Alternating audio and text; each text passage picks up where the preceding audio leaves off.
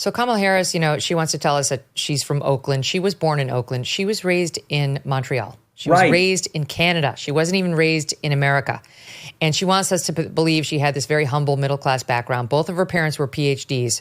Her mother was this storied scientist from India who came over, and her father was the first black tenured economics professor at Stanford. I mean, this is not exactly the, working to middle-class roots that she'd like us to believe. There are questions about whether she ever worked at McDonald's. And then on top of all this, we learned this week, Doug, that she started off, she transferred into Howard from her college in Canada. And then she went to University of California, Hastings College of Law in San Francisco. We just found out that she used this, it's called the Legal Education Opportunity Program. And she was part of it. And I believe that means to get in. We had this at my law school, too. A lot of law schools have this, where you're trying to increase your diversity. And by that, I mean people of color. They don't care about working class diversity, et cetera, although they'll say they do. But you're trying to get more minority students in, and they lower the academic standards generally. And then they let those people start the summer before law school starts to give them a head start, to help them out, to give them a little prep on what to expect. And to be honest, if it's anything like my law school, a lot of these people fail out the first year. Because they shouldn't have been at this law school. They should have been at another law school that, if any, that matches up better with their skill set. But she took advantage of this, and she would have had to document her disadvantaged educational, economic, social, or physical background, including a personal essay detailing the adversity she had encountered. So I don't know what she did to get in, but she used this. She used this, obviously, to get into law school. She failed her bar exam. This is not an impressive record for someone who wants to be president, Doug. This has got Harriet Miers vibes to me. The woman who was such a disaster, George W. Bush had to withdraw her name as a Supreme Court nominee. Yeah, I don't think there's anything, Megyn, about her record that is particularly impressive. And I think more generally, what I see in the polls is that voters are beginning to understand that there's really no there with Kamala Harris, whether it be her record as a law student, as a lawyer, as a prosecutor, as an attorney general. There doesn't appear to be any overarching argument she can make other than I'm the same as Joe Biden, and whatever positions I've taken that are unpopular, I'm only too happy to alter to fit the political climate. So what I see, Megyn, is a problem that goes beyond integrity to inauthenticity, which I think, as Election Day approaches, is actually the larger issue that she faces, because voters are seeing that there's no record, there's no agenda for the future, and there's no sense of character about her that gives people real confidence. Yes. I mean, all of this background dovetails perfectly with what we've been seeing from her. On this show, we pay very close attention to the remarks she makes publicly since she started speaking to see what we can glean about her, because she has remained somewhat of a mystery. And what we're learning is there is a reason for this empty talk that she gives. There doesn't appear to be more there, Hogan. And I'll tell you what, in getting ready for today, we looked at the 3 town halls she just did. And what we saw was the exact lines that she's been using on the campaign trail thus far, repeated over and over. And sometimes in the same event, she would forget that she'd already given that exact answer in response to an earlier question, and she would just repeat it. I mean, it's almost like to the point where you're wondering if there's a Stepford thing going on, like the machine has malfunctioned. Someone's got to Control-Alt-Delete in there it's got to reboot. It doesn't realize it's already done all this. There's truly there's nothing to connect to. And all of this explains it, because she doesn't have a lifetime of accomplishment. She has a lifetime of being dishonest about her alleged accomplishments, all the way through to congressional testimony, to her book. Now she ascends to these very powerful positions, at least on paper, and she's asked to go run for president. And she can't do it. So what we get is just repeat the line, repeat the line, repeat the line. Here's a sample. Monday, 3 events in 3 different swing states. Take a listen to Kamala Harris in SOT 4.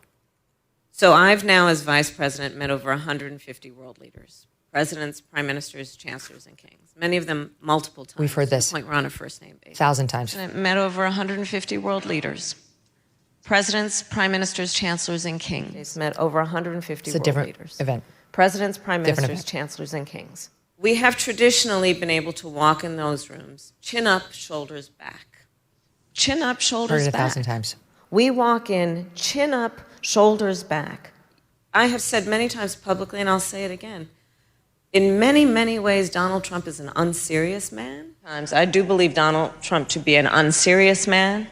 And I've said publicly, Donald Trump is an unserious man. The vast majority of us have so much more in common than what separates us. That the vast majority of us have more in common than what separates us. You know, we are an ambitious people.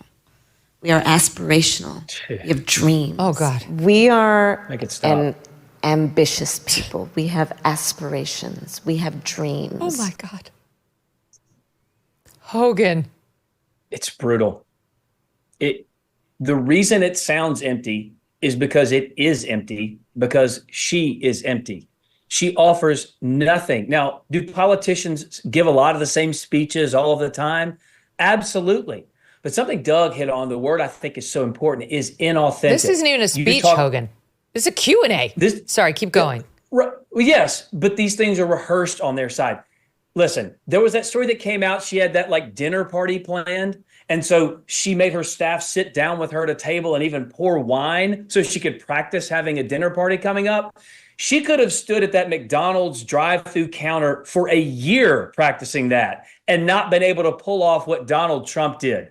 Of course, these things are staged and set up, but Donald Trump goes in there and he is a billionaire businessman and is comfortable with everybody he's around. He makes them feel like they're the only person in the room. The media is not angry at Donald Trump because that whole thing at McDonald's failed. They're angry at him because it succeeded, and it succeeded showing the difference between someone like Donald Trump and someone like Kamala. You hit on it. It is the Control-Alt-Delete. It's almost Manchurian-ish. She is prepped and pre-designed and pre-programmed to say certain things at certain times.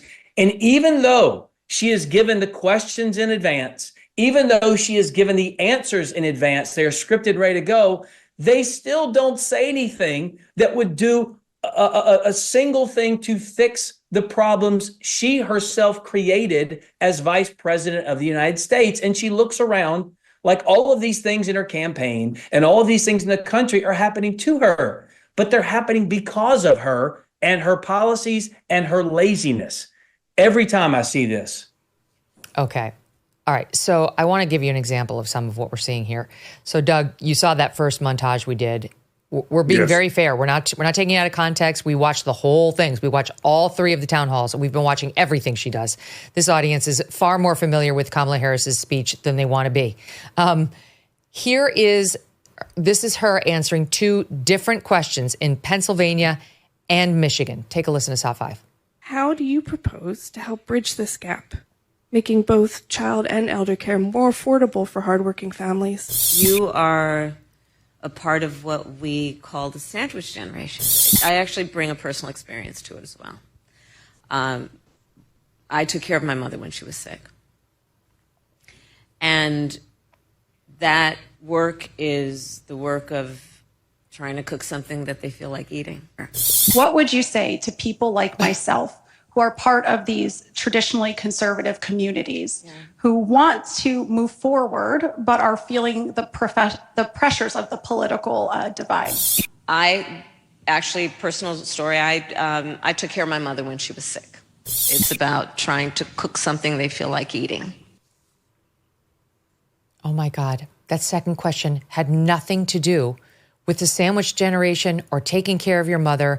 And once again, how inane is it's about cooking something they want to eat? Like, Doug, there's nothing to hold on to. As a Democrat, as a lifelong Democrat, this is the weakest Democrat politician they've ever presented us to consider for president.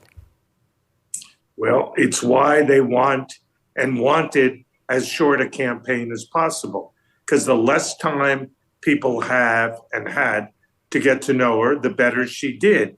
She is in what I think is a decline.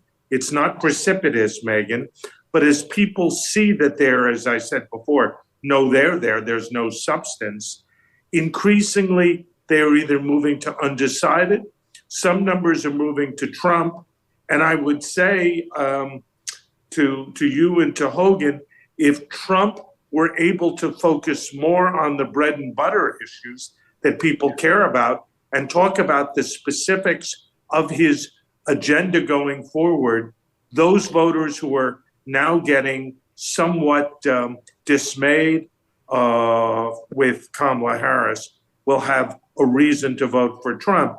Trump, as of yet, has not closed this sale, which is why, despite a very narrow lead, the race is still too close to call. 4 years of crushing interest rates, runaway inflation, and reckless government spending. And who is paying the price? You. You might have bills stacking up, debt collectors on your back. You might be barely able to keep food on the table. Done with Debt can be a way out. They have developed new aggressive strategies designed to get you out of debt permanently without bankruptcy or loans. Done with Debt stands between you and your bill collectors. They can go head to head with these guys, getting your balances reduced, interest rates slashed, and penalties stopped. They create a plan to end your debt fast and put more cash in your pocket every month. And right now, Done with Debt is accepting new clients. But you do need to act fast. Some credit relief programs expire. Before you even make another payment, consider a visit to donewithdebt.com or call 1-888-322-1054 right now. 1-888-322-1054. Speak with one of their debt relief strategists for free by going to donewithdebt.com, donewithdebt.com. Thanks so much for watching. If you like what you just saw, hit the subscribe button for more clips and full episodes.